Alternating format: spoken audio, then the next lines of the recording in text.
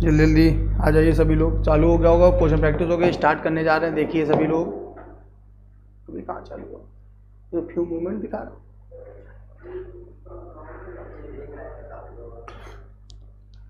कुछ लोग बेटा एसटी भी नहीं देखते हैं, ऐप में पड़ गई है तो वो सोचते सब बाद ही में करेंगे। हमें कोई दिक्कत नहीं बेटा, जो मन में आए वो करो, हमें क्या, हमने तो वो पढ़ाना है।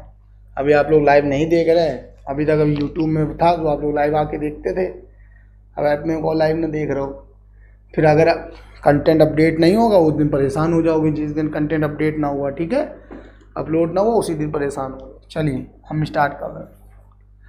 आज का हम स्टार्ट करने जा रहे हैं क्वेश्चन। पहला क्वेश्चन आपके सामने आ रहा है, क्वेश्चन नंबर 1। प्रत्यावर्ती धारा को दिश धारा में परिवर्तित करने के लिए प्रयुक्त साधन क्या कहलाता है। देखिए हम ये क्वेश्चन रटा देंगे, आप बार बार मत कहिए। देखिए जो इंपॉर्टेंट क्वेश्चन है वो एसटी में रिपीट होंगे। क्यों रिपीट होंगे, उसका एक रीज़न है कि इसलिए रिवीजन में रिपीट होंगे। अगर एसटी में रिपीट हो रहे हैं तो भूल से नहीं रिपीट हो रहे हैं, हम सही के रिपीट कर रहे हैं। क्यों, हम ये देख रहे हैं कि अगर पिछली एसटी में हमने करा दिया तो इस एसटी में आपको याद है कि नहीं याद। ठीक है, अब देखिएगा ये क्वेश्चन आपको याद होगा। एसी को डीसी में सबको याद होता है। एसी को डीसी में बदलने का जो उपकरण है वो कौन सा है, कौन सा बेटा, एसी को डीसी में बदलने का उपकरण कहलाता है रेक्टिफायर, दिष्टकारी। अगला क्वेश्चन, ज़्यादा टाइम नहीं बर्बाद करेंगे आपका भी आज हम भी। चलिए अगला क्वेश्चन देखेंगे। दो अर्धचालकों को पी टाइप और एन टाइप पे जोड़ा गया तो पीएन जंक्शन क्या बनता है, बताओ। जब पी टाइप और एन टाइप जोड़ोगे तो पीएन जंक्शन डायोड बनता है, पीएन जंक्शन डायोड। और डायोड को तुम दिष्टकारी के रूप में ही यूज किया है, या diode is use as rectifier. प्रवर्धक के रूप में नहीं, ट्रांसफार्मर होता, ट्रांजिस्टर होता तो एम्पलीफायर होता, तो दिष्टकारी बी नंबर। देखिए कितने क्वेश्चन कितने तरीके से बनते हैं, तो सेकंड का बी आंसर हो गया दिष्टकारी के रूप में।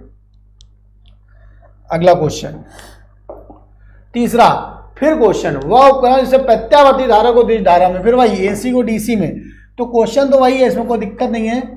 प्रत्यावर्ती धारा को दिष्ट धारा में बदलना है, तो देखिए रिपीट क्वेश्चन है। एसी को डीसी में तो दिष्टकारी के रूप में रेक्टिफायर का इस्तेमाल होता है, ठीक है, दिष्टकारी। तो ये क्वेश्चन आप याद कर लीजिएगा, इसमें कोई दिक्कत नहीं होनी चाहिए। अगला क्वेश्चन, नेक्स्ट क्वेश्चन देखिए क्या है। कल से आपको एसटी का लेवल थोड़ा हार्ड मिलेगा, ये ध्यान दीजिएगा। सरल क्वेश्चन आप कम से कम 200 क्वेश्चन आपके सरल याद हो गए, ठीक है। अब क्वेश्चन थोड़ा हम टफ में आते हैं, टफ की तरफ मूव करेंगे। जैसे ऑफलाइन एसटी चलती थी, ऑफलाइन एसटी का फॉर्म आपको मिलेगा। ऑफलाइन एसटी में जैसे मिलता था, कल कुछ ऑफलाइन एसटी के फॉर्म के तरीके से ही प्रैक्टिस होगी, ठीक। नेक्स्ट एसटी में जो होगा, कौन ओमिक चालक है, which of these is ohmic conductor. Ohmic conductor क्या होता है, ओमिक कंडक्टर होता है जो ओम के नियम का पालन करे। ओम का नियम सत्य है, एक पिछली एसटी पढ़ाई थी, ओम का नियम सत्य है चालकों के लिए, कंडक्टर के लिए। इसमें से गुड कंडक्टर ऑफ इलेक्ट्रिसिटी, सबसे बेस्ट कंडक्टर है सिल्वर, सिल्वर हो गया, चांदी हो गया। सिलिकॉन होगा नहीं क्योंकि सेमी कंडक्टर है, जर्मेनियम, सिलिकॉन, ये भी सब सेमी कंडक्टर के अकॉर्डिंग आएंगे, तो कंडक्टर हुआ चांदी ऑप्शन। नेक्स्ट देखिए अगला क्वेश्चन, क्वेश्चन नंबर 5वां, क्वेश्चन नंबर 5वां देखेंगे। क्वेश्चन नंबर 5वां, बोलोमीटर का प्रयोग क्या मापने में किया जाता है। बोलोमीटर का प्रयोग आपने शायद पढ़ा होगा, bolometer is use to measure. हम आपको एक एक यूज, देखिए अगर हम जितनी एसटी करा रहे हैं सब में हम आपको 2 आविष्कारक तो याद करा ही नहीं लगभग, एक जगह नोट कर लेना, इससे फंसेगा जरूर, गारंटी है। रोज हम 1 से 2 आविष्कारक याद जरूर करा रहे हैं एसटी में, क्योंकि एक आविष्कारक वगैरह आता जरूर है, ठीक है। तो बोलोमीटर के आविष्कारक या किस लिए यूज किया था, तो बोलोमीटर यूज किया था आवृत्ति, फ्रीक्वेंसी मापने के लिए। Bolometer is use to measure frequency, bolometer use to measure frequency, आवृत्ति मापने के लिए इसका यूज किया जाता है, ठीक है। बोलोमीटर का इस्तेमाल किया जाता है फ्रीक्वेंसी नापने के लिए। Bolometer used as to measure frequency.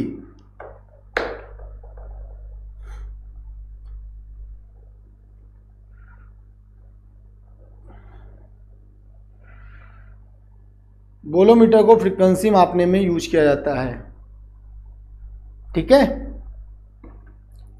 अगला क्वेश्चन आपके सामने है, नेक्स्ट क्वेश्चन, थर्मोफ्लास्क के आविष्कारक कौन थे? ये क्वेश्चन रिपीटेड है, आपको याद होगा, जिन्होंने एक दो एसटी कर लिए हैं उनके दिमाग में बसा होगा। देखिए आपने एक बार एसटी करी, आप भले उसको याद नहीं कर रहे हैं लेकिन दिमाग में बैठ गया होगा, दिमाग में बैठ गया होगा तो अगर ये पेपर में रिपीट करेगा, जैसे बोलोमीटर कभी रिपीट किया तो गलत नहीं होगा आप, लेकिन जैसे थर्मोफ्लास्क रिपीट किया तो अब गलत नहीं होगा, क्योंकि थर्मोफ्लास्क के आविष्कारक हम बता चुके थे। थर्मोफ्लास्क के आविष्कारक हमने बताए थे। थर्मोफ्लास्क के आविष्कारक कौन है? जॉन डेवर, जॉन डेवर, डेवर जो समझो, डेवर फ्लास्क या दीवार फ्लास्क जो इसमें लिख के आ जाए, ठीक है। तो डेवर फ्लास्क भी कहते हैं, James Dewar, James Dewar, James Dewar, D number option है।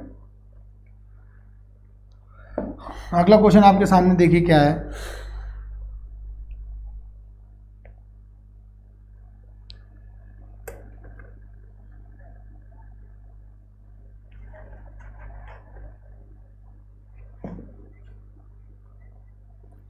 अगला क्वेश्चन देखिए, पहाड़ी पर चढ़ते समय ड्राइवर वाहन के गियर का औसत बनाए रखता है। जल्दी बताइए, पहाड़ी पर चढ़ते समय जो गियर का औसत होता है वो क्या होता है?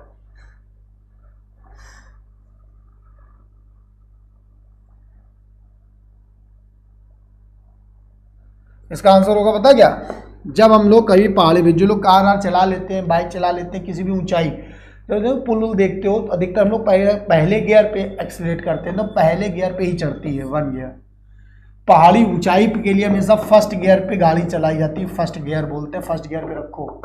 फर्स्ट गियर पे पिकअप हाई होता है, पिक करती है, हाई पिकअप की तरफ मूव करती है, ठीक है। उठाते कहते हैं यार उठाओ, पहले गियर से उठाओ, उठाने का काम फर्स्ट गियर से होता है, तो फर्स्ट गियर ही मेंटेन करते हैं। अगला नेक्स्ट क्या होगा? वेग समय ग्राफ की ढाल क्या निरूपित करती है? वेग समय ग्राफ की ढाल क्या निरूपित करती है, ये बताना है आपको। वेग समय ग्राफ की ढाल क्या निरूपित करेगी?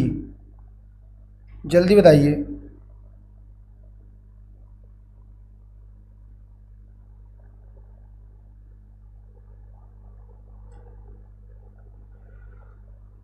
वेग समय graph, velocity time graph, VT graph की ढाल हमने आपको अलग से क्वेश्चन पढ़ाया था। वीटी ग्राफ की ढाल, कभी भी किसी की भी ढाल पूछ लिया जाए, ढाल मतलब स्लोप, अगर स्लोप पूछा जाएगा, ढाल पूछी जाएगी, ढाल का मतलब होता है ग्रुप की ढाल, स्लोप का मतलब ही हो जाता है वीटी ग्राफ की ढाल। स्लोप का मतलब क्या होता है बताइए? स्लोप ढाल का क्या मतलब होता है? वाई बटे एक्स। वेग समय ग्राफ की ढाल का मतलब होता है वी बटे टी। वी बटे टी का मतलब हो गया एक्सीलरेशन, त्वरण। बस कभी भी ढाल निकालना हो तो वाई बटे एक्स कर दो, पहला वाला हमेशा वाई होता है, दूसरा वाला हमेशा एक्स होता है। वेग बटे समय त्वरण, ए नंबर ऑप्शन। अगला देखिए, आवृत्ति की एसआई इकाई क्या है? What is the SI unit of frequency?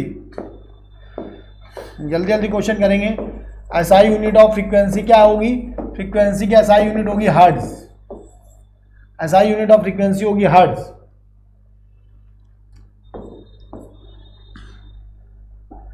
Next question, उत्तल और अवतल दर्पण किसके एग्जाम्पल हैं? उत्तल और अवतल दर्पण किसके एग्जाम्पल हैं? एग्जाम्पल ऑफ, तो ये कॉन्वेक्स और कॉनकेव मिरर जो है ये स्पेरिकल मिरर के एग्जाम्पल है। स्पेरिकल माने गोली दर्पण, ये किसके एग्जाम्पल हैं? गोली दर्पण के, गोली दर्पण के एग्जाम्पल हैं। किसी गोले को केंद्र मान के अगर कट कर दो तो दो मिल जाएंगे, एक ये मिलेगा और एक इधर मिलेगा, ये केंद्र है। तो ये जो होता है जब अंदर पॉलिश होती है बाहर, तो ये कॉन्वेक्स हो गया। जब बाहर पॉलिश हो और धसा हुआ सतह परावर्तन दे तो अवतल हो गया, कॉनकेव हो गया। कॉनकेव का सेंटर इधर मिलता है, कॉन्वेक्स का सेंटर इधर मिलता है, ठीक है। चलिए आगे देखते हैं। नेक्स्ट अगला क्वेश्चन आपका आ चुका है। अब ये कुछ फॉर्म्स न्यूमेरिकल वाले हैं, न्यूमेरिकल के तरीके प्रैक्टिस करनी है, थोड़ा जल्दी जल्दी करेंगे, ठीक। चलिए अब हम आते हैं, अगला क्वेश्चन देखते हैं। नेक्स्ट क्वेश्चन क्या होगा हमारा, उसको देखने के लिए सबसे एक पिंड विरामावस्था से एक समान त्वरण से चलना प्रारंभ करता है। सबके पास में इसका पीडीएफ है। अगर आपको ये लग रहा हो कि छोटा बहुत है या जो भी लग रहा हो कि बहुत छोटा है तो वो लोग ध्यान दें, सबके पास इसका पीडीएफ है। हिंदी इंग्लिश वाला अपना अपने अकॉर्डिंग देख लेना, हम हिंदी वाला लगा दे रहे हैं, इंग्लिश वाले अपना इंग्लिश वाले से देख चुके होंगे, सोल्यूशन से मतलब है उनको बस। एक पिंड विरामावस्था से एक समान त्वरण से चलना प्रारंभ करता है, पहले 2 सेकंड में डेवर 1 दूरी तय करता है, तो अगले 2 सेकंड में डेवर 2 दूरी तय करे, तो डेवर 1 और डेवर 2 के मध्य संबंध होगा। इसके लिए हमने आपको सॉल्टिक पढ़ाई थी ऐप में कि आपको केवल एक लाइन खींचनी है, और हमने आपको एक सॉल्टिक पढ़ाई थी कि कभी भी विरामावस्था starting from zero, condition number 1, condition 1 है u0 दिया हो, दिया है u0 दिया है, दूसरा दिया ए कांस्टेंट दिया हो, ए कांस्टेंट भी दिया है, एक समान त्वरण भी दिया है, ए कांस्टेंट, फिर टाइम तीसरा दिया हो टाइम इंटरवल टी सेम दिया हो, टाइम इंटरवल सेम हो। तो देखो मान लो अगर टाइम इंटरवल सेम है, जैसे हमने कहा ये टी ये टी ये टी ये टी ये टी, तो दूरियों का जो अनुपात होता है, दूरियाँ हमेशा 1 3 5 7 9 ऐसे चलती हैं, ठीक है। जैसे अगर मान लो ये टी समय है, तो अगर ये दूरी x है, ये दूरी 3x होगी, ये 5x होगी, ये 7x होगी, इस तरीके से। तो इसी के बेस में क्वेश्चन तुम्हारा ये वाला है, इसी के बेस में क्वेश्चन है कि ये आपको है, कह रहा है 2 सेकेंड, ये 2 सेकेंड, ये 2 सेकेंड, u0 दिया गया है, ए कांस्टेंट दिया गया है, और तीसरा टाइम भी बराबर है, ये डेवर 1 है, ये डेवर 2 है, ये x होगा, ये 3x होगा। तो डेवर 2 जो है वो 3x आया, x की जगह डेवर 1 रखो, तो डेवर 2 बराबर 3 डेवर 1, ये आंसर हो गया। डेवर 2 बराबर 3 डेवर 1, मतलब ये आपका चौथा नंबर ऑप्शन हो गया। डेवर 2 बराबर 3 डेवर 1 चौथा नंबर ऑप्शन हो गया। ये हमने सॉर्टिंग भी आपको बता दी है, x 3x 5x जल्दी से नोट कर लीजिए।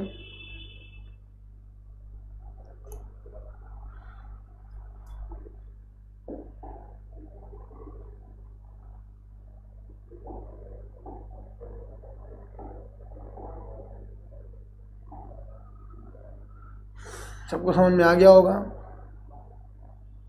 अगला क्वेश्चन देखते हैं, नेक्स्ट क्वेश्चन। इंग्लिश वर्जन सबकी कॉपी पे लिखा हुआ, बस सोल्यूशन नोट करना है। सबको हम पीडीएफ पहले भेज चुके हैं। हिंदी इंग्लिश वाले ध्यान दें, पीडीएफ मैं इंग्लिश में मतलब आपको दे चुका हूँ, इसका इंग्लिश पार्ट आपके सामने है, कोई दिक्कत नहीं है, ठीक है। ये देखिए इंग्लिश वाला लिखा हुआ है। अगला देखो, नेक्स्ट क्वेश्चन आपके सामने लिखा, एक दो स्टेशनों के बीच की एक रेलगाड़ी पहले एक समान रूप से बढ़ती है, फिर एक समान चाल से चलती है, फिर एक समान रूप से घटकर रुक जाती है। 3 स्टेप हैं। लिए गए समय क्रमशः 1:6:1 के अनुपात में हो तो अधिकतम गति 32 किलोमीटर पर आवर हो तो संपूर्ण यात्रा की औसत गति बतानी है। सभी ने पढ़ लिया होगा, हमें रीड नहीं करना, हमें कोई फास्ट सॉल्यूशन देना है, ठीक है। तो ये आपका क्वेश्चन समझ में आ रहा होगा, कोई दिक्कत नहीं है। इंग्लिश वाले पार्ट आपको क्लियरली समझ में आ रहा है, ये देखिए ये लिखा हुआ है, ठीक। हम सॉल्यूशन बता रहे हैं, हमने पढ़ दिया। अगर अब आपको सॉल्व करना है तो आपको क्या करना है, ये ध्यान दें। इसमें आपको बनाना है ग्राफ बनाना है, velocity time graph, velocity time graph. कह रहा है स्टार्टिंग फ्रॉम रेस्ट, पहले इसकी वेलोसिटी इंक्रीज करती तो ये इंक्रीज हो गई। फिर कह रहा है कि ये मतलब ये एक नियत चाल से चलती है। फिर कह रहा है then its velocity and then its velocity decreases, then its velocity moves with constant velocity, then it moves with constant velocity, then its velocity decreases. तो ये वेलोसिटी कांस्टेंट यहाँ इंक्रीज कर रही है और फिर उसका डिक्रीज करके 0 हो गई, तो ये आपका वेलोसिटी डिक्रीज कर गई, तो ये रिटार्डेशन हो गया। यहाँ पर एक्सेलेरेशन 0 हुआ, उससे मतलब नहीं, कांस्टेंट वाला पार्ट है, और यहाँ पे तुम्हारा अल्फा त्वरण हो गया। अब रेशियो देखिए, रेशियो क्या कह रहा है कि अगर इसको ऐसे करा जाए तो इसकी टाइम का रेशियो 1:6:1 है, तो ये 1 आवर, ये 6 आवर, ये 1 आवर, ओके। तो अगर हम यहाँ से वैल्यू पुटअप करेंगे 1 आवर 6 घंटे बीतेंगे, ये 7वां घंटा हो गया, ये 1 घंटा, जो टोटल 8, मतलब टोटल टाइम 8 घंटे हो गए। बात समझ में आ रही? टोटल टाइम कितने घंटे हो गए? 8। टोटल टाइमिंग 8 घंटे की हो गई। अब टोटल टाइमिंग 8 घंटे की हो गई और मैक्सिमम स्पीड भी कहा गया, मैक्सिमम स्पीड 32। बात समझ रहे हैं आप? मैक्सिमम स्पीड 32 होने का क्या मतलब है कि यहाँ से अगर आप ऐसे मैच कर रहे हो ये, तो ये इसके आगे तो स्पीड गई नहीं, तो ये आपका 32 है। इस हिसाब से अगर हम यहाँ कभी भी ये वाली हाइट नोट करेंगे तो ये आपकी 32 नोट होगी। अब आपको एवरेज निकालना है। एवरेज स्पीड बराबर टोटल डिस्टेंस बटे टोटल टाइम, टोटल डिस्टेंस बटे टोटल टाइम। टोटल डिस्टेंस आपको एरिया ऑफ ग्राफ निकालना पड़ेगा, टोटल डिस्टेंस, और टोटल टाइम आपका 8 घंटे है। अब एरिया ऑफ ग्राफ निकालो। अब एरिया ऑफ ग्राफ निकालने के लिए क्या करोगे? 3 पार्ट है, पहले ट्रायंगल, फिर रेक्टेंगल, फिर ट्रायंगल। तो आपको क्या करना है, कि पहले ट्रायंगल निकालना है 1/2 बेस इंटू हाइट, फिर रेक्टेंगल L इंटू बी, फिर 1/2 बेस इंटू हाइट। बात समझ लो। तो बेस आपका यहाँ से यहाँ तक 1 है, हाइट 32 है, तो देखो इसको ऐसे करो 1/2 बेस 1 हाइट 32। यहाँ आ जाओ, ये आपका 6 दिया है, ये 32 दिया है, तो 6 गुणे 32, और फिर वही 1/2 बेस इंटू हाइट, बेस 1 है, हाइट 32 है। तो आप जोड़ लो इसको 16, टोटल देखिए 16 प्लस 6 दूनी 12, 192, फिर 16, फिर आपने 8 घंटे से डिवाइड किया, टोटल कितना आ गया 32, 224 आएगा, 224/8, 8 दूनी 16, 8 64, 28 किलोमीटर पर आवर ये आंसर आया। मतलब इसमें फिगर बना करके आंसर करना है 28।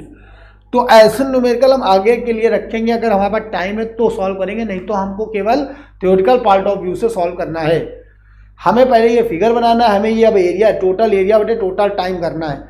इसी तरीके से लगाओगे, ये बात ध्यान रखिएगा। सोल्यूशन नोट कर लीजिए आप सभी लोग।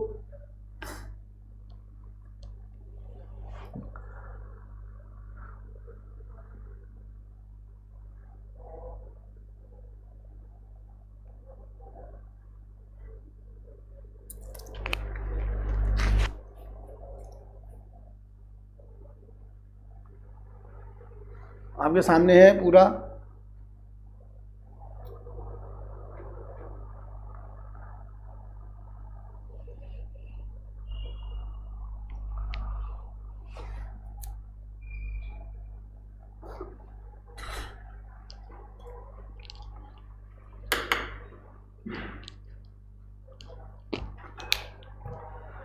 ये करें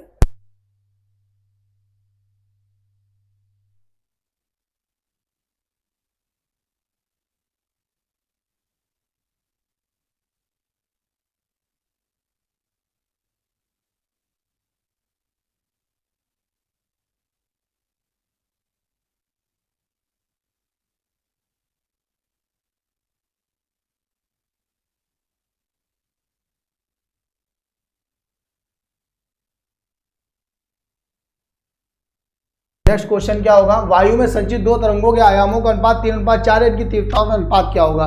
तो ये बहुत सिंपल क्वेश्चन है, इसमें कोई दिक्कत होने वाली नहीं है। ठीक है, इंग्लिश में हम आपको दिखा रहे हैं, ये आपका इंग्लिश वाला पोर्शन है। The ratio of amplitudes of two wave is 3 of intensity 3:4 दे रहा। Find the ratio of intensities, ये बिल्कुल सिंपल है। ये आपसे क्या कह रहा है, एम्पलीट्यूड का रेशियो A1:A2 दे रहा 3:4। आपसे कह रहा आयामों का, इंटेंसिटीज का I1/I2 बराबर क्या होगा, तो I प्रोपोर्शनल टू A² होता है। तो सीधा आप A1/A2 का होल स्क्वायर करोगे तो 3/4 का होल स्क्वायर करने से आपका आएगा 9:16। तो ये वाले क्वेश्चन हमको न्यूमेरिकल, इस तरीके के क्वेश्चन हमें जल्दी करने होते हैं। पीछे वाला आप स्किप कर सकते थे। चलिए अगला देखेंगे। अगला क्वेश्चन आपके सामने, ऊष्मा का यांत्रिक तुल्यांक। ऊष्मा का यांत्रिक तुल्यांक क्या होता है, देखिए ऊष्मा का यांत्रिक तुल्यांक आपके सामने लिखा है the mechanical equivalent of heat. तो W बराबर JQ पढ़ा होगा, W बराबर JQ, मतलब कि W होता है किसमें, जूल में, और कैलोरी होता है कैलोरी। तो कैलोरी से जूल में कैसे कन्वर्ट करोगे, तो J बराबर आता है W/Q। ठीक है, तो इसकी वैल्यू क्या होती है, जैसे आपने 1 कैलोरी बराबर पढ़ा होगा 4.2 जूल, ये पढ़ा है ना। तो J की वैल्यू पता है, जूल पर कैलोरी में, मतलब जूल पर कैलोरी का मात्रक, बस जूल पर कैलोरी समझ लो। तो 4.2 जूल पर कैलोरी ये J का मान होता है, जूल पर कैलोरी, मतलब मैकेनिकल इक्विवेलेंट J। अब जूल का कोई ऑप्शन नहीं, अब जूल को कन्वर्ट करोगे तो 4.2 जूल माने 10⁻7 होता है अर्ग में, तो अर्ग पर कैलोरी। इसके अकॉर्डिंग आंसर क्या आ गया, सेकंड नंबर। W बराबर JQ, ये होता है ऊष्मा का यांत्रिक तुल्यांक। ऊष्मा का यांत्रिक तुल्यांक है ये। ठीक बेटा, चलिए अगला क्वेश्चन देखें। ठीक है, अगला क्वेश्चन देख रहे हैं हम।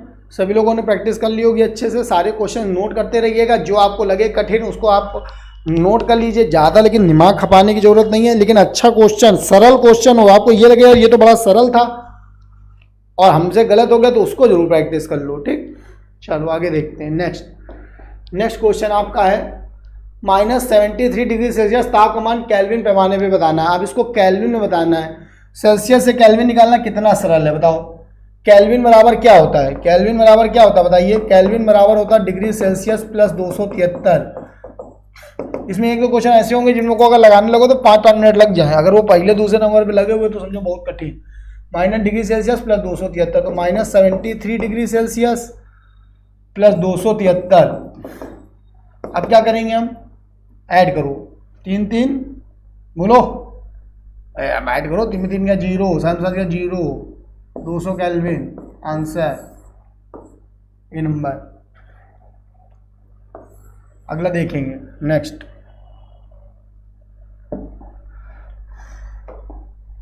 एक मिनट में 500 न्यूटन 0.1 सेकेंड लगता है, बहुत सरल क्वेश्चन है। देखिए नेक्स्ट क्वेश्चन आपसे कह रहा है 500 न्यूटन का बल है 0.1 सेकेंड लगता है।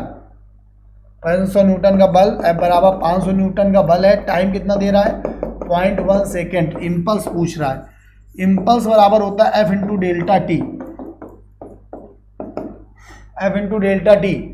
F हो गया 500, डेल्टा टी हो गया 0.1, आपका आंसर आया 50 न्यूटन सेकेंड। ए नंबर ऑप्शन। तो आवेग का फॉर्मूला याद करिए, जिसको ना याद हो ये नोट कर लेंगे। आवेग का फॉर्मूला, आवेग बराबर, चलिए आगे देखते हैं नेक्स्ट। एक किसी कार का संवेग दे रहा है आपके सामने 5000 किलोग्राम मीटर पर सेकेंड। बात समझ रहे हैं।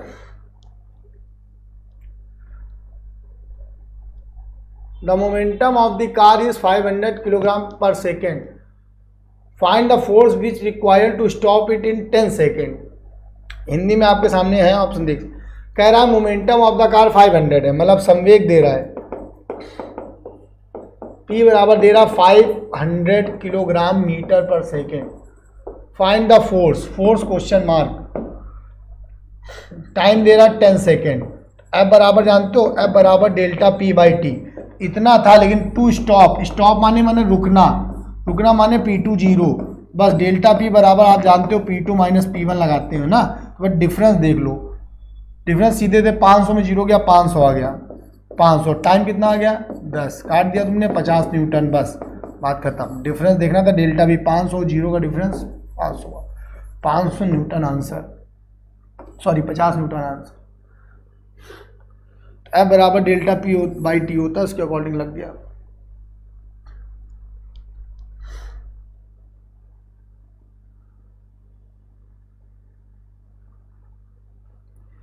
ठीक है बेटा, बात समझ में आ गई सबको।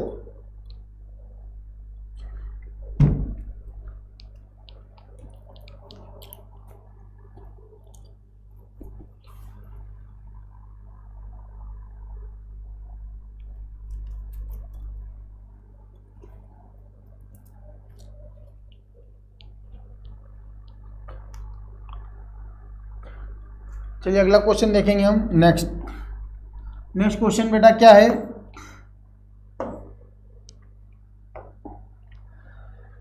एक कार दो स्थानों के बीच की आधी दूरी 30 किलोमीटर पर आवर से, बची आधी दूरी 50 किलोमीटर पर आवर से करती है, तो कार की औसत चाल क्या होगी। इंग्लिश पार्ट आपके सामने है।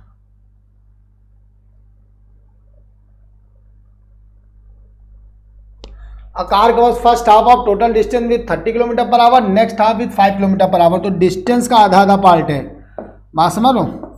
डिस्टेंस दूरी का हाफ पार्ट दे रहा है, दूरी का हाफ हाफ, ये हाफ और ये हाफ। अगर दूरी का हाफ ये 30 किलोमीटर पर आवर और ये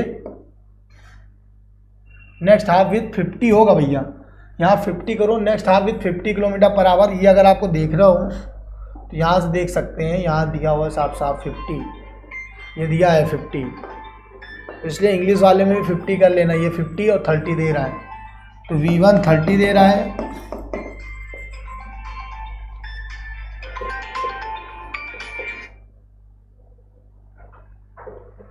V1 और V2 दे रहा 50, और डिस्टेंस का आधा भाग है, डिस्टेंस को हाफ ब्रेक किया गया है, तो आंसर होगा 2V1 V2 बटे V1 प्लस V2, 2 गुणे 30 गुणे 50 बटे 30 प्लस 50।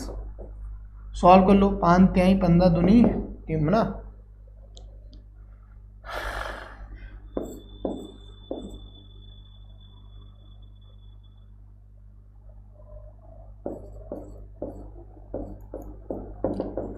300/8, 8 × 24, 7×8 = 56, 37.5 kilometre per hour. टिक कर लो सेकंड नंबर 37.5। मेन है 2v1 v2/v1 प्लस v2। ठीक, अगला नेक्स्ट क्वेश्चन। ये वाला क्वेश्चन आप स्किप करेंगे, बात समझो। अगर आपने एसटी लगाई होगी तो आप वहाँ स्किप करेंगे, क्योंकि इसकी कैलकुलेशन लास्ट में फंसेगी बहुत। वहाँ स्किप कर देंगे अगर पेपर में आता है, तब भी हम करा दे रहे हैं। एक ऊंचे टीले से क्रिकेट गेंद स्वतंत्रतापूर्वक गिराई गई, यू का मान 0। 1 सेकेंड बाद, अब 1 सेकेंड बाद दूसरी गिराई गई 19.6 मीटर/सेकेंड से फेंकी गई। अब आप ध्यान देना, अगर यहाँ पे दूसरी वाली फेंकी जाती है, दूसरी वाली फेंकी जा रही है, यू दिया गया है, तो बस स्किप कर दो, क्योंकि आप कैलकुलेशन कर। अगर ये भी छोड़ी जाती है, अगर ये भी यू 0 होता तो हम उसको लगाते, क्योंकि तब सरल होता, तब कठिन ना होता। अब इसको भी फेंका गया है तो इसको स्किप कर दो, लगाने में टाइम ज़्यादा लगेगा। 1 सेकेंड बाद टीले से कितने नीचे दूसरी गेंद पहली गेंद से टकराएगी। अब टकरा जाने के लिए मतलब दोनों ने सेम हाइट मतलब दोनों की एच बराबर कर लो। तो अगर इसके लिए टी सेकेंड लोगे तो इसके लिए तुम्हें t-1 लेना पड़ेगा, क्योंकि 1 कम लगेगा ना, क्योंकि ये 1 सेकेंड पहले चली थी। अगर ये 10 बजे चल चुकी है तो ये 10:01 पे चलेगी। दोनों 1 बज के मतलब 10:03 में साथ में आई, तो इसको 3 मिला, इसको 2 मिला। ये सिंपल है। तो पहले वाले के लिए तुम h बराबर u0 लेने से हाफ GT इसका लगाओगे, लेकिन दूसरे वाले के लिए तुम्हें u लगाना पड़ेगा, ut प्लस हाफ GT, माने t-1 का होल स्क्वायर। यहाँ भी t-1 रखना पड़ेगा, बात समझ रहे। यहाँ पर भी तुम्हें t-1 रखना पड़ेगा, u ब्रैकेट में t-1 प्लस हाफ जी। ये सेकंड इक्वेशन, ये इक्वेशन नंबर 1। अब दोनों को इक्वल कर लेना, आंसर अपना सॉल्व कर लेना। ठीक है, ये हम बताएंगे नहीं, क्योंकि कैलकुलेशन है, टाइम बर्बाद होगा, वहाँ तुम्हें स्किप करना है। हाँ, विदाउट अगर आप चाहते हो कि कैलकुलेशन ज़्यादा ना हो,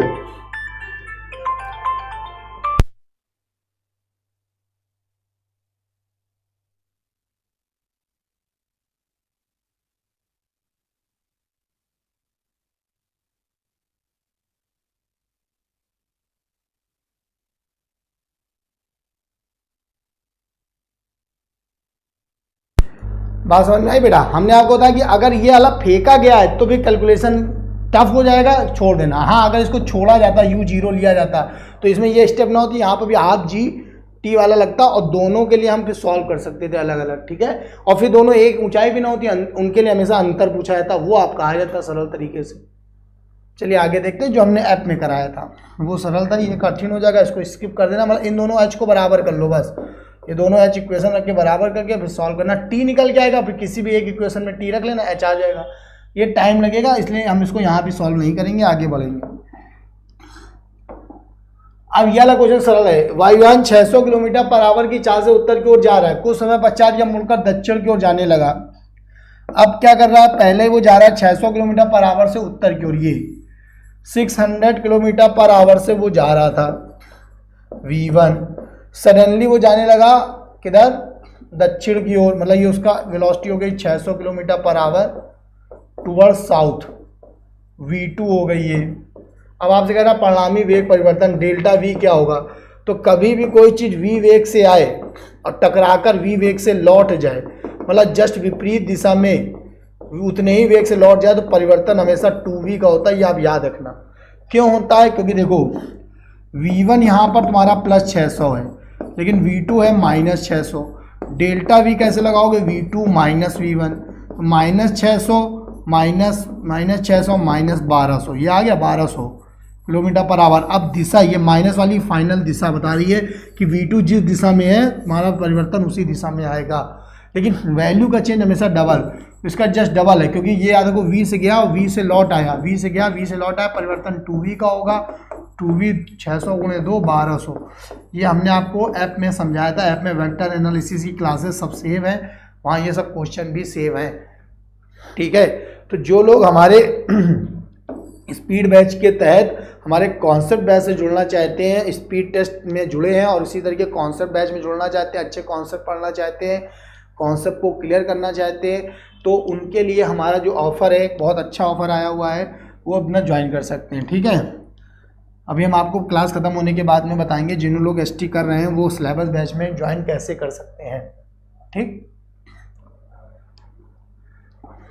देखिए समान परिमाण के 5 बल एक षटभुज की भुजाओं के अनुदिश लगे। अब ये सम षटकोण वाला है, समझ रहे हैं। सम षटभुज की भुजा प्रत्येक बल 12 न्यूटन का हो तो परिणामी बल क्या होगा? तो हम आपको बता दें 5 equal forces acting along the sides of regular hexagon. Regular hexagon जानते हो ना, हेक्सागोन माने होता है वही 6 भुजाओं वाला। सम षटभुज में ये कहता है, सम षटभुज का रूल है, सम षटभुज या किसी भी पॉलीगॉन रूल का रूल क्या है? पॉलीगॉन रूल है परिणामी के लिए कि पॉलीगॉन रूल में जो रिजल्टेंट आता है वो इक्वल टू लास्ट साइड होता है। लास्ट साइड होता है और डायरेक्शन में अपोजिट होता है। डायरेक्शन में अपोजिट होता है मतलब डायरेक्शन जैसे ए से बी, बी से सी, सी से डी, डी से ई से ई से एफ आया तो रिजल्टेंट एफ से ई होगा। आई बात समझ। अब सम षटभुज बनाओ, जैसे हम षटभुज बनाए ए से बी। अब सम षटभुज अगर कायदे से देखा जाए तो ये पूरा कंप्लीट हुआ, 1 2 3 4 5, लेकिन उसके पास 5 ही बल है भाई। इसमें होती 6 साइडें हैं लेकिन फोर्स 5 है, मतलब 5 भुजाओं तक फोर्स लगे हैं। अब अगर हमने क्या कहा, अगर केवल इन 5 का एक, अगर n साइड हो, n साइड का पॉलीगॉन हो और n-1 साइड पर फोर्स अप्लाइड हो तो रिजल्टेंट जो होगा वो लास्ट साइड होगा, हमेशा लास्ट साइड होगी। जो n साइड लास्ट साइड होगी वही रिजल्टेंट होगी। अब 6वीं भुजा, अब रेगुलर है, रेगुलर माने होता है सब बराबर, ऑल साइड सेम। रेगुलर मतलब ऑल साइड सेम, तो ऑल साइड अगर सेम है तो यह वाला भी आंसर 10 न्यूटन ही होगा रिजल्टेंट। लेकिन हम एक्चुअल में ए से बी, बी से सी, सी से डी, डी से ई, ई से एफ चल रहे हैं और फिर एफ से ए आएंगे, लेकिन रिजल्टेंट इसका ए से एफ होगा। तो ए से एफ होगा रिजल्टेंट, रिजल्टेंट होगा ए से एफ और वैल्यू में 10 न्यूटन होगा फाइनली। ओके, ऐसा क्यों होता है? अगर आप इसमें देखना चाहो तो ये देखिए, ये इसका टेल है, ये इसका हेड है, इन दोनों का रिजल्टेंट ये हो गया। इस दोनों को मिटा दो, इरेज कर सकते हो आप, इन दोनों को इरेज कर सकते हैं आप। इरेज का मतलब ये देखिए भाई, रिजल्टेंट ये दिख रहा है, ये हो गया, ये इरेज हो गया, ये आपका इरेज हो गया। ठीक है, ये देखिए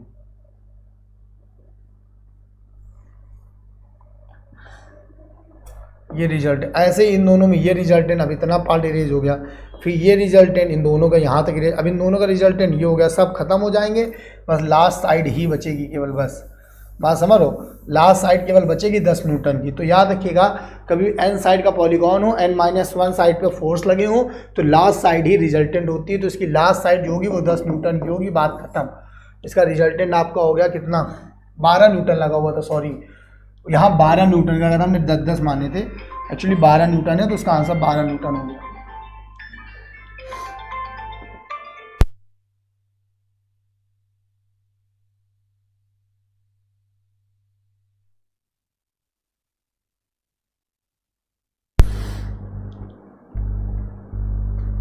चलिए अगला क्वेश्चन देखेंगे हम। अगला क्वेश्चन हमारा क्या है, क्वेश्चन नंबर 22।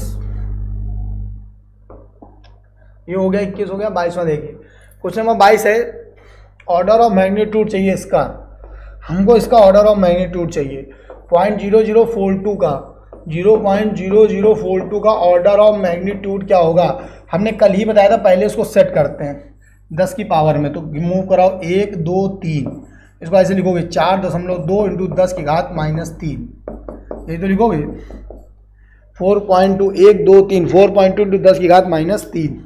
अब क्या होगा, अब ये वैल्यू 3.16 से ज़्यादा है, 4.2 जो है वो ज़्यादा है 3.16 से, तो +1 देना पड़ेगा, -3 + 1 -2।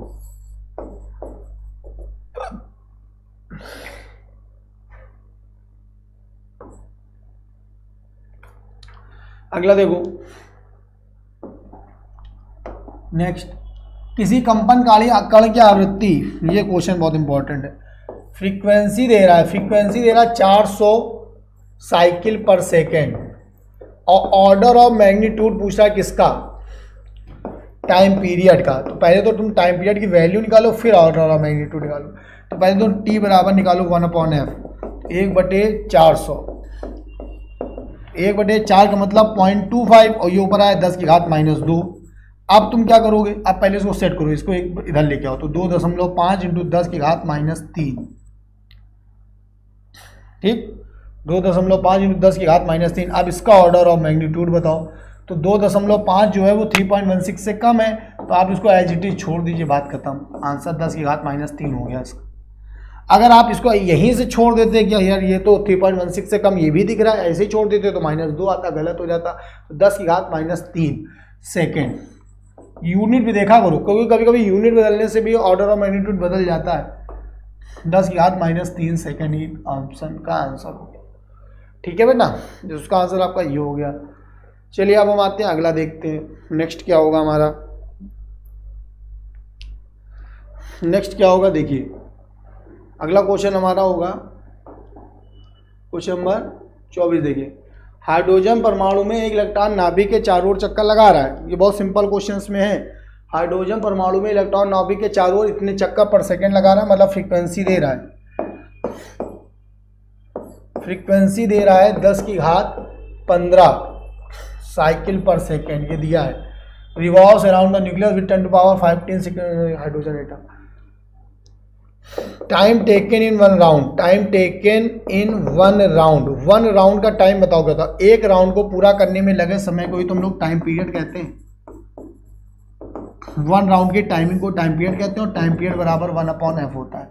तो अप्लाई कर लो, टाइम पीरियड बराबर 1/f होता है, तो 1/10 की घात 15 डिवाइड हो जाएगा, तो 10 की घात -15 सेकेंड। अब बताइए, इतना सरल क्वेश्चन भी अगर कुछ लोग गलत कर दें तो फिर वो दिक्कत है उनको, ठीक है। लास्ट क्वेश्चन आने वाला है आपकी स्क्रीन में, देखिए लास्ट क्वेश्चन क्या होगा, लास्ट क्वेश्चन आप देखिए, नेक्स्ट क्वेश्चन क्या होगा, अगला लास्ट क्वेश्चन आपके सामने आने वाला है 25 नंबर। 1 मिनट में कितने माइक्रो सेकेंड होंगे, 1 मिनट में कितने माइक्रो सेकेंड होंगे, ये पूछा गया, ठीक है। 1 मिनट में कितने माइक्रो सेकेंड होंगे,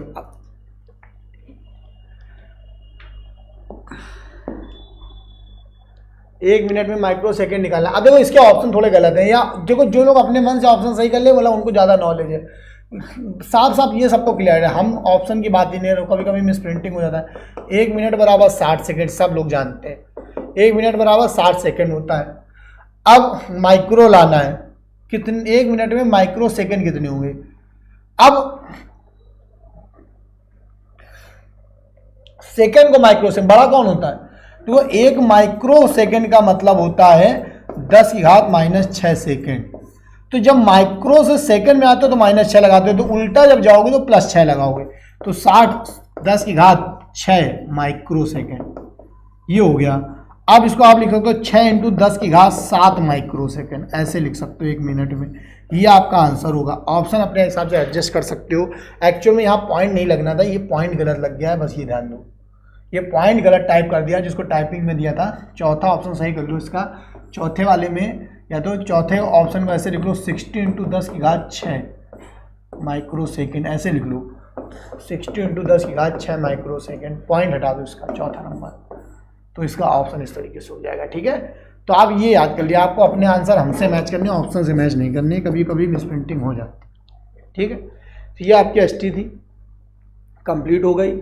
अच्छे से प्रैक्टिस करते रहिए, क्वेश्चन नोट करते रहिए, पेपर तक इतने क्वेश्चन कलेक्ट करा देंगे कि आप अगर लगातार हमसे कनेक्ट रहेंगे और पेपर तक प्रैक्टिस करेंगे, कोई दिक्कत नहीं होगी, आप पेपर अच्छे से क्लियर कर लोगे। बस हमारे टिप्स याद रखिएगा, हमारे जो ट्रिकें वो याद रखिएगा कि पेपर को कैसे हैंडल करना है, ओके, बात समझ रहे हैं। हमको बहुत कठिन क्वेश्चनों में नहीं घुसना है, सरल क्वेश्चन को करते रहना है। सरल क्वेश्चन बिल्कुल गलत नहीं होने चाहिए, और वो लड़के फेल हो जाएंगे जो ये सोच रहे हैं सरल तो हमें आता है, जो लोग ये सोचते हैं कि सरल तो हमें आता है, लोग कठिन फोकस कर ले। एक बात ध्यान रखिएगा, वही नेता आता जो अपना ये होता है, ये तो हमारा वोट बैंक है, यही हम लोग दूसरे पे फोकस करें, दूसरा कभी अपना होगा नहीं, और अपना कभी अगर छोड़ दिया तो पागल हो जाओगे।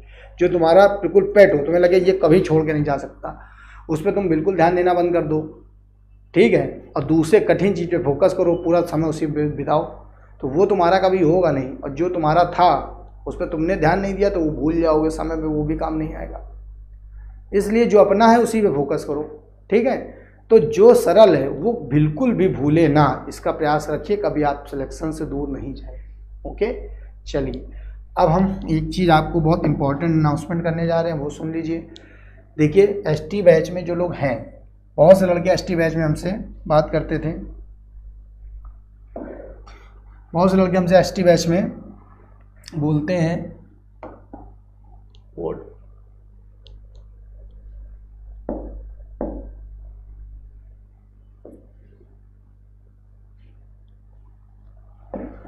देखिए बहुत से लड़के हमसे जो एसटी बैच में है वो कुछ अनाउंसमेंट समझ लें, क्योंकि पूछते हैं सर ये कौन सी चीज़ दिक्कत है उनको। तो अनाउंसमेंट ये है बेटा कि फ्रॉम 15 अगस्त हम सेकंड पेपर स्टार्ट करने जा रहे हैं। सेकंड पेपर में हम स्टार्ट करने जा रहे हैं जिसका फॉर्म सबसे पहले होगा modern physics, modern physics. Okay, तो मॉडर्न फिजिक्स आधुनिक भौतिकी से स्टार्ट होगा, ठीक है, ये आधुनिक भौतिकी से स्टार्ट होगा और उसके बाद फिर आएगा मैग्नेट, इलेक्ट्रोमैग्नेट। इलेक्ट्रोमैग्नेट में पहले हम इलेक्ट्रोमैग्नेट पढ़ाएंगे, ठीक है। तो इलेक्ट्रोमैग्नेट होगा, उसके बाद हमारी फिर आएगी वेव थ्योरी। ओके, ये बात ध्यान रखिए क्योंकि मैकेनिक्स हमने खत्म कर दिया। 15 अगस्त तक कल से फ्लूइड मैकेनिक्स से स्टार्ट हो रही है, कल से फ्लूइड मैकेनिक्स स्टार्ट होगी, 3-4-5 दिन में खत्म हो जाएगी।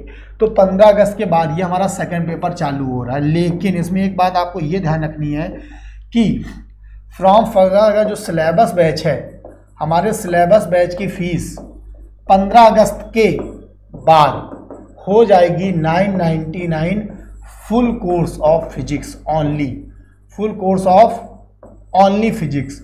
अभी तक जो कॉम्बो चल रहा है वो केवल सिंगल सब्जेक्ट में कन्वर्ट हो जाएगा और मैथ में भी यही हो जाएगा। 999 फुल कोर्स ऑफ फिजिक्स में कन्वर्ट हो जाएगा। 15 अगस्त के बाद है। हाँ, जब हम कोई अनाउंसमेंट करते हैं तो उसमें हम अपने उन बच्चों को ऑफर देते हैं, और तुम लोग तो कायदे जानते हो 99 और 149 और 199 चल रहा है इस समय, रोज एडमिशन हो रहा है, 199 हो रहा है, समझ लो। फिर पेपर डेट आएगी, यही एडमिशन 299 मिल जाएगा। बात समझ रहे हैं। लेट लतीफ जो उठते हैं उनको दिक्कत है, जो शुरू में है वो 99 वाले समझो उनके लिए बिल्कुल फ्री हो जाएगी एसटी, उनको लगेगा हमने तो फ्री में पढ़ लिया। और अभी भी जो लोग बाद में ये सोचेंगे कि हम ये ज्वाइन करें, 15 अगस्त के बाद जगेंगे तो 999 रहेगा। लेकिन अगर अभी आप ये जग जाएंगे, बात समझ लो, अगर आप अभी बिफोर 15 अगस्त, क्योंकि देखो स्टार्ट तो हम 15 अगस्त के बाद करने वाले हैं, और अगर आप ये सोचोगे पहले हम देख लें स्टार्ट है कि नहीं, तो ऐप पे तो देख नहीं पाओगे, उसके लिए भी आना पड़ेगा। तो अगर आप ये सोचो हम देख के आते हैं 15 अगस्त के पहले, 15 अगस्त के पहले अगर आपने एडमिशन ले लिया, समझ रहे हैं, हमारे सिलेबस बैच में 15 अगस्त के पहले एडमिशन लेंगे तो अभी आपको जो 699 का फुल कोर्स मिल रहा है वो मिल जाएगा, 699 full course of physics. Okay, ये only full course of physics only मिल जाएगा हमारे सिलेबस बैच में एडमिशन, और आपको पूरा पढ़ाया जा रहा है। मतलब पहले की क्लास भी मिल रही है, जिस दिन से बैच चालू हुआ तो वहाँ से लेके फुल कोर्स तक रहेगा। आफ्टर 15 अगस्त 999 होगा, बिफोर 15 अगस्त 699 में। आफ्टर 15 अगस्त जो तुम्हारा कॉम्बो होगा वो भी नोट कर लो, जो कॉम्बो होगा, समझ रहे हैं, ये देख लीजिए कि आफ्टर और बिफोर की बात कर रहे हैं कि बिफोर 15 अगस्त फिजिक्स का जो है वो आपका है 699 फुल कोर्स, ठीक है, और मैथ प्लस फिजिक्स का आपका 999 फुल कोर्स है। और यही चीज़ अगर आप आफ्टर 15 अगस्त लेंगे तो हम भी बहुत अच्छी यूनिट चालू कर रहे हैं और नवीन सर भी बहुत इंपॉर्टेंट चीज़ चालू करने जा रहे हैं 15 अगस्त के बाद से, तो वो भी आपको अनाउंस कर देंगे, ठीक है। तो हम अब जो फिर 15 अगस्त के बाद हमारा 999 only one subject only physics में हो जाएगा। ऐसे ओनली फिजिक्स में 99 है, वैसे ही आपका मैथ में ओनली 999 होगा। और मैथ प्लस फिजिक्स कॉम्बो जो हो जाएगा वो आपका हो जाएगा 1599। बात समझ रहे हैं आप लोग, जिसमें आपको डिस्काउंट भी रहेगा, मतलब ऐसे 2000 होगा, ऐसे आपका 1600 होगा। ये आपका वो फीस स्ट्रक्चर है जो 15 अगस्त के बाद और पहले तक का अभी ये चल रहा है, प्रेजेंट टाइम का स्ट्रक्चर ये चल रहा है। बिफोर 15 अगस्त तक ही ये रहेगा, आफ्टर 15 अगस्त का फीस स्ट्रक्चर पेड बैच का ये हो गया है, ये ध्यान रखिए। और कोई भी क्वेरी करनी है, आप हम जानते हैं आप ग्रुप बना हुआ है, उसमें मत करिए, आप हमें पर्सनल व्हाट्सअप करके जानकारी ले सकते हैं। सुन लीजिए, आपको एडमिशन लेना हो तो हमें आप व्हाट्सअप करेंगे। अगर अब आपको एडमिशन लेना है, क्योंकि ऐप थोड़ा अलग अलग हुआ है, तो हम लोग 15 अगस्त के बाद से अलग अलग भी मतलब चालू कर सकते हैं। इसलिए आपको कोई भी एडमिशन लेना है, आपको एडमिशन लेना हो तो सबसे पहले हमको पहले व्हाट्सअप करेंगे। पहले आप हमको 9044 इसमें आप हमको व्हाट्सअप करेंगे। ओके, ये बात ध्यान दीजिए, मेरा व्हाट्सअप नंबर नोट कर लीजिए। व्हाट्सअप जरूर करेंगे एडमिशन लेने के पहले, क्योंकि हम आपको बताएंगे कि किस ऐप में, कौन से ऐप में ये चलेगा। तो ये ध्यान दीजिए, तो ये बात ध्यान दीजिए कि आपको इस ऐप में चल रहा है कि सिलेबस वाले बैच चलेगा। तो आपको अगर एडमिशन लेना हो तो एडमिशन लेने के पहले इंक्वायरी मुझे इस नंबर पे ज़रूर करें कि सर मुझे एडमिशन लेना है सिलेबस बैच में, तो इसमें मुझसे इंक्वायरी कर लें, व्हाट्सअप जरूर कर लें। ठीक है, अगर हम रिस्पॉन्स ना दे पाएँ तो आप ये, जैसे अगर आपने दोपहर में मैसेज किया तो इवनिंग तक, रात तक वेट किया करिए। ठीक, हम रिस्पॉन्स करेंगे। इस पर कॉल या मुझे इस नंबर पे कॉल कर लीजिए 703004, इस नंबर पे कॉल कर सकते हैं। समझ रहे हैं सभी लोग, इस नंबर पे कॉल करके एडमिशन ले सकते हैं। ये सब चीज़ें हमने आपको जानकारी दे दी ऐप में। ठीक है, तो सारी जानकारी आपके पास है। इसके बाद अब कोई ये नहीं कहेगा मुझे कोई जानकारी नहीं दी। हमने आपको बता दिया कि 15 अगस्त के बाद सिलेबस चालू होगा। ठीक है, चलिए मिलते हैं नेक्स्ट क्लास में। जय हिंद।